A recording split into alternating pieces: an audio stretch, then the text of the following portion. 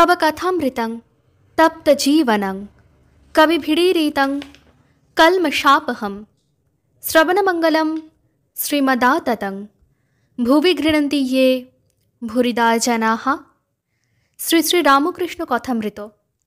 শ্রী রামকৃষ্ণ দক্ষিণেশ্বরে ভক্ত সঙ্গে ও কলিকাতায় চৈতন্য লীলা দর্শন, তৃতীয় পরিচ্ছেদ, 1884, 21শে সেপ্টেম্বর।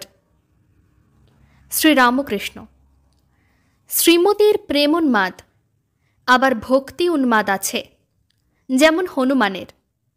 সীতা আগুনে প্রবেশ করেছে দেখে রামকে মারতে যায়।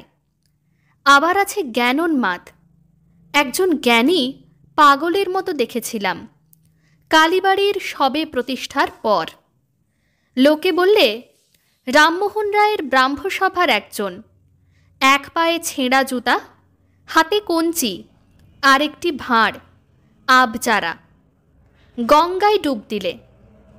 তারপর কালীঘরে গেল। হলধারী তখন কালীঘরে বসে আছে। তারপর মত্ত হয়ে স্তব করতে লাগল, ক্রৌং ক্রৌং খট্টাঙ্গধারিণীম ইত্যাদি। কুকুরের কাছে গিয়ে কান ধরে তার উচ্ছিষ্ট খেলে। কুকুর কিছু বলে নাই। আমারও তখন এই অবস্থা আরম্ভ হয়েছে।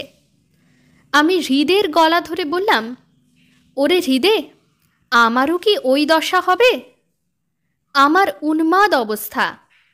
নারায়ণ শাস্ত্রী এসে দেখলে একটা বাঁশ ঘাড়ে করে বেড়াচ্ছি।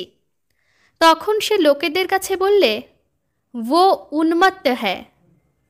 সেই অবস্থায় জাত বিচার কিচ্ছু থাকতো না। একজন নীচ জাতি তার মাগ শাক রেঁধে পাঠাতো, আমি খেতুম। কালীবাড়িতে কাঙালিরা খেয়ে গেল। তাদের পাতা মাথায় আর মুখে ঠেকালুম। হলধারী তখন আমায় বললে, তুই করছিস কি? কাঙালিদের এঁটো খেলি?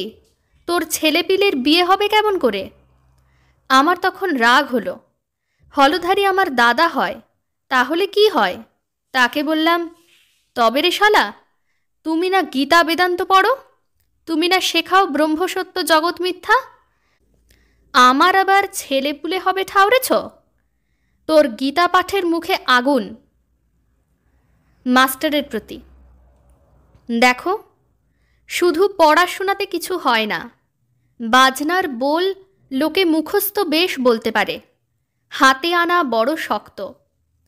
ঠাকুর আবার নিজের জ্ঞানোন্মাদ অবস্থা বর্ণনা করিতেছেন। সেজবাবুর সঙ্গে কদিন বজরা করে হাওয়া খেতে গেলাম। সেই যাত্রায় নবদ্বীপেও যাওয়া হয়েছিল। বজরাতে দেখলাম মাঝিরা রাঁধছে। তাদের কাছে দাঁড়িয়ে আছি। সেজবাবু বললে, বাবা, ওখানে কি করছো? আমি হেসে বললাম, মাঝিরা বেশ রাঁধছে। সেজবাবু বুঝেছে ইনি এবার চেয়ে খেতে পারেন, তাই বললে, বাবা, সরে এসো, সরে এসো। এখন কিন্তু আর পারি না। সে অবস্থা এখন নাই। এখন ব্রাহ্মণ হবে, আচারী হবে, ঠাকুরের ভোগ হবে, তবে ভাত খাবো। কি অবস্থা সব গেছে! দেশে চীনে শাঁকারি আর সমস্ত সমবয়সীদের বললাম, ওরে, তোদের পায়ে পড়ি, একবার হরিবোল বল। সকলের পায়ে পড়তে যায়। তখন চীনে বললে, ওরে, তোর এখন প্রথম অনুরাগ, তাই সব সমান বোধ হয়েছে।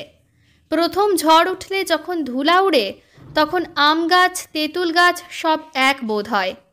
এটা আম গাছ, এটা তেঁতুল গাছ চেনা যায় না।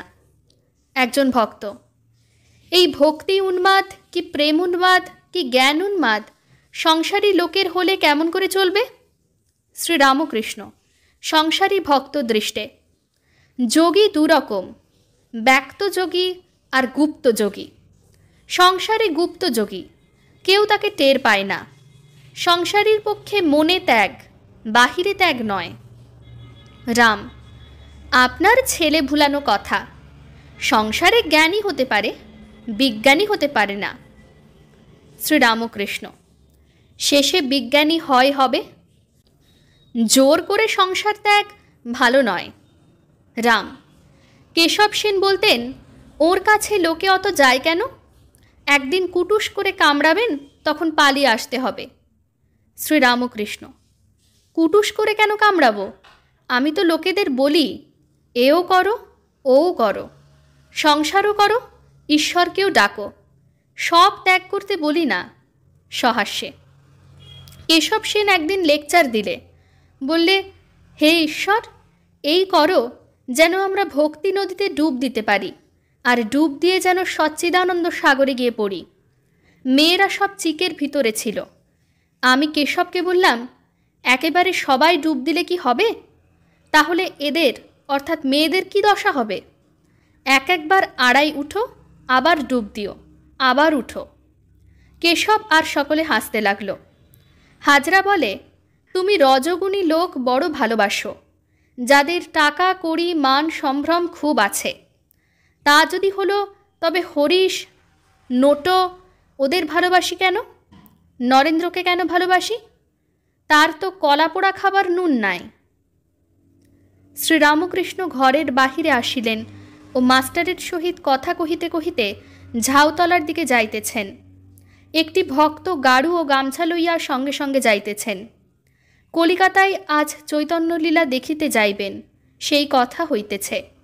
শ্রীরামকৃষ্ণ মাস্টারের প্রতি, পঞ্চবটির নিকট: রাম সব রজগুণের কথা বলছে, এত বেশি দাম দিয়ে বসবার কি দরকার? বক্সের টিকিট লইবার দরকার নাই, ঠাকুর বলিতেছেন। ॐ निरञ्जनं नित्यम् अनन्तरूपं भक्तानुकम्पाधृतविग्रहं वै ईशावतारं परमेशमेड्यं तं रामकृष्णं शिरसा नमामः। श्रीरामकृष्ण अर्पणमस्तु।